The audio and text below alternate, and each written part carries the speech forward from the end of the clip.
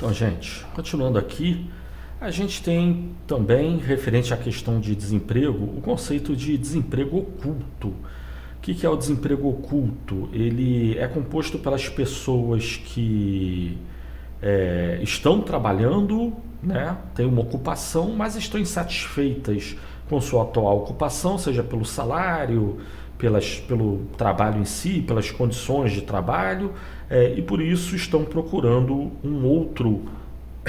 uma outra ocupação, né? E difícil calcular esse desemprego oculto, né?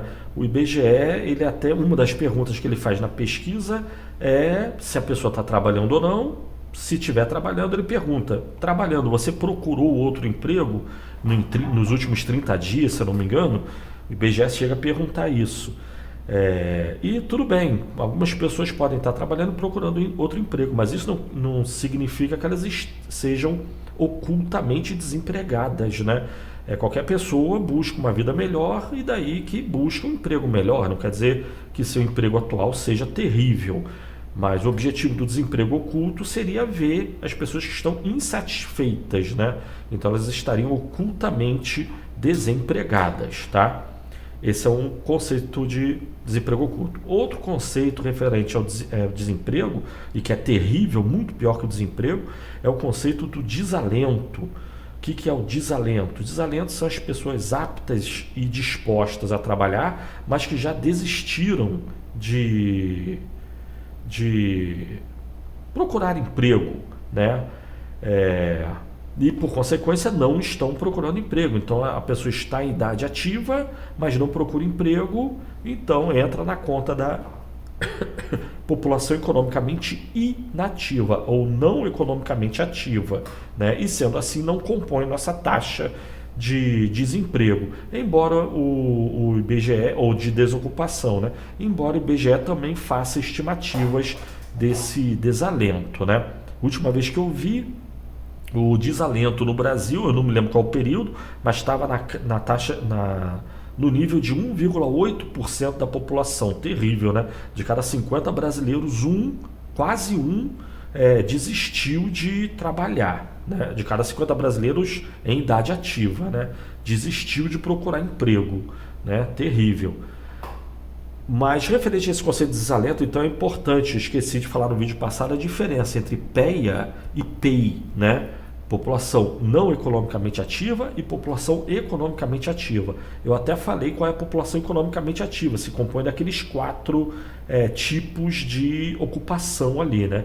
Empregados, pessoas que trabalham como empregados por conta própria, empregadores e não remunerados. O que seria a população não economicamente ativa? Seriam pessoas aptas a trabalhar, mas que não estão dispostas e, por consequência, não procuram emprego. Então, elas estão fora da força de trabalho. Esse tipo de gente seria dona de casa, estudante, aposentados, né? E coisas do tipo, né? E desnecessário dizer, né? Mas pessoas com deficiência mental, então não faz parte da força de trabalho brasileira, né?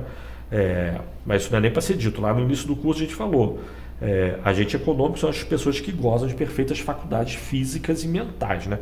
Principalmente mental. Mas aí nesse caso, então, o desalento, que são as pessoas que não buscam trabalho, mas porque desistiram, eles entram na conta da população não economicamente ativa. Então não faz parte da nossa PEA e, por consequência, não agrega o nosso desemprego, né? Mas, se você quiser considerar o desalento como sendo desemprego, que eu acho muito razoável, então a nossa taxa de desemprego ela é maior do que a oficialmente informada, né? Então, esse é o conceito do desalento.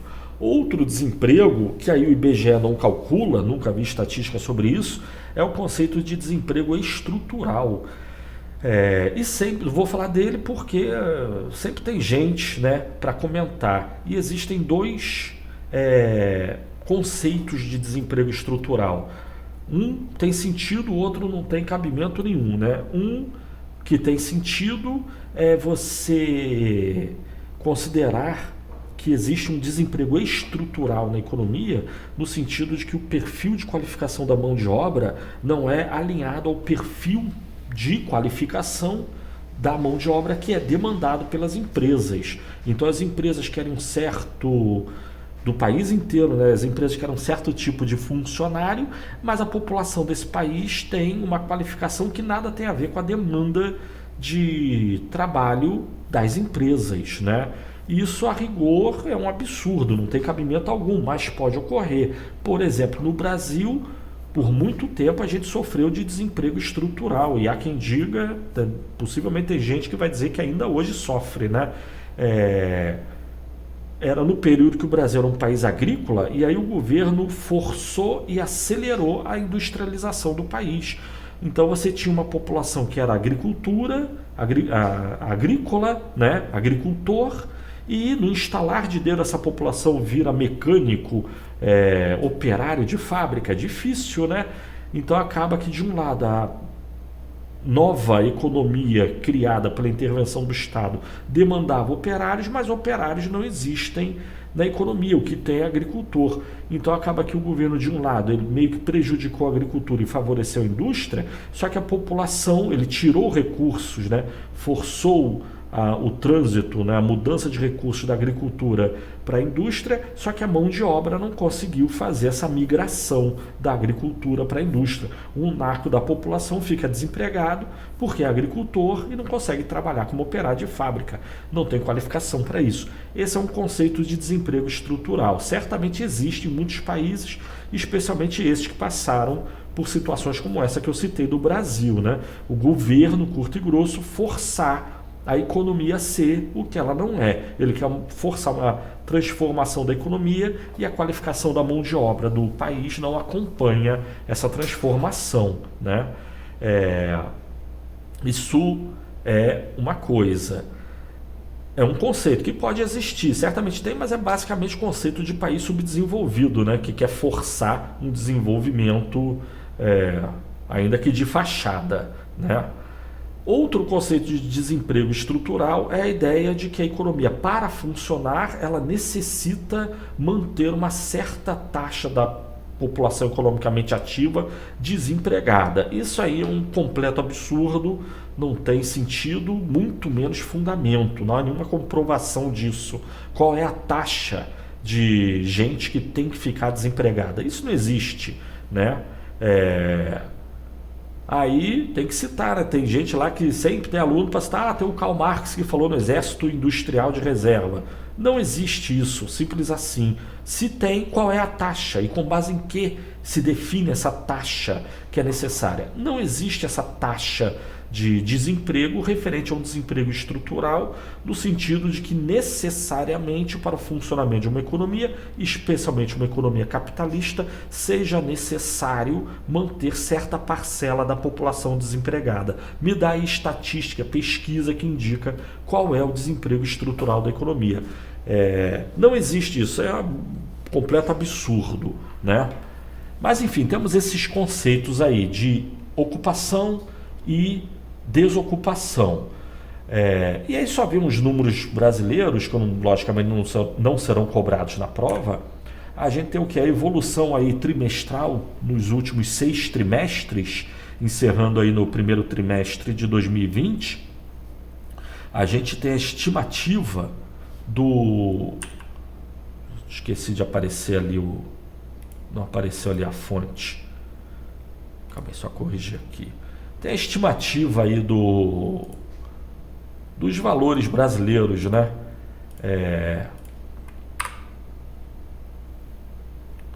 Para a população total, a estimativa do IBGE, está ali a fonte, o CIDRA do IBGE, né? E ali embaixo está o PNAD contínuo, está na fonte, é o finalzinho do link ali.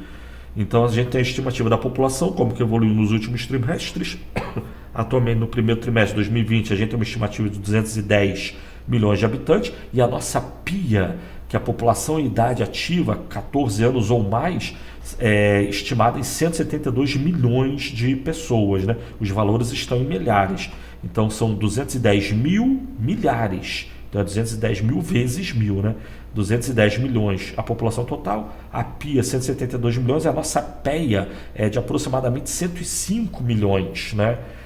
Então a diferença entre 172 e 105 é a população economicamente não ativa, tá? Aí daria o quê? Daria 67 milhões, mais ou menos, né, de pessoas no Brasil que são donas de casa, estudantes, ou aposentados, ou que se desistiram de trabalhar, né? E da PEA nós temos a população ocupada, também milhares de pessoas. Então, para o primeiro trimestre de 2020, janeiro, fevereiro e março, o total estimado pelo IBGE foi de 92 milhões, né? Isso aí, se não me engano, é a média do trimestre, né? Então, 92 milhões de pessoas ocupadas no Brasil, seja empregado, empregador, trabalha por conta própria, né? Ou é voluntário, né? Função não remunerada. Então, 92 milhões. A diferença 105 para 92 é o desemprego, 13 milhões de pessoas. Aproximadamente 13 milhões. 13 milhões em 105 vai dar a taxa aí aproximada de 11,8%, 12% de desemprego no primeiro trimestre de 2020, né? E esse desemprego está grande aí já há vários trimestres, né? Desde 2015 que o Brasil está em crise e alto desemprego. E agora eu estou gravando esse vídeo aqui hoje é dia 29 de maio de 2020. Então a gente está no segundo trimestre, eu estou aqui agora falando no segundo trimestre de 2020. E a gente está tendo, nesse momento, o problema aí da pandemia mundial de coronavírus e possivelmente esse número aí vai se elevar. Que número? Do desemprego, a diferença entre a PEA e a população ocupada. Então esse número aí de população ocupada vai desabar. Então, por uma questão de curiosidade, se você quiser ver, clica aí nesse link e vê o que aconteceu posteriormente no segundo trimestre de 2020. E é só curiosidade mórbida, né? Mas fatalmente a ocupação vai certamente cair muito, né? Já é sabido que caiu. A pandemia começou no finzinho de março, então, para o primeiro trimestre de 2020, o impacto da pandemia sobre a economia, da economia sobre o nível de ocupação foi baixo. Agora, para o segundo trimestre, possivelmente vai ser um baque no nível de ocupação, né?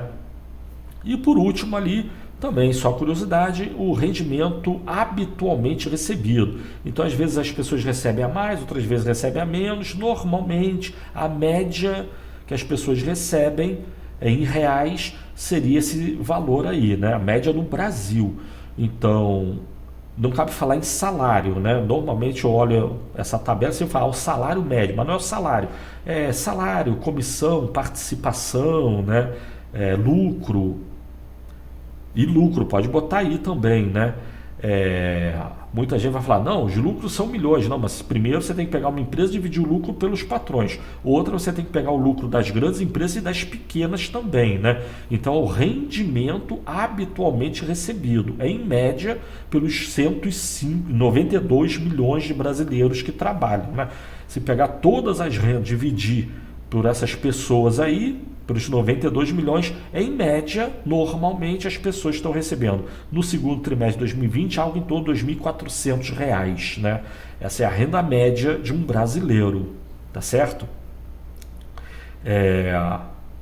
Mas então tá. Aí vamos falar sobre a solução do desemprego voluntário, mas deixa para o próximo vídeo então. Valeu, tchau.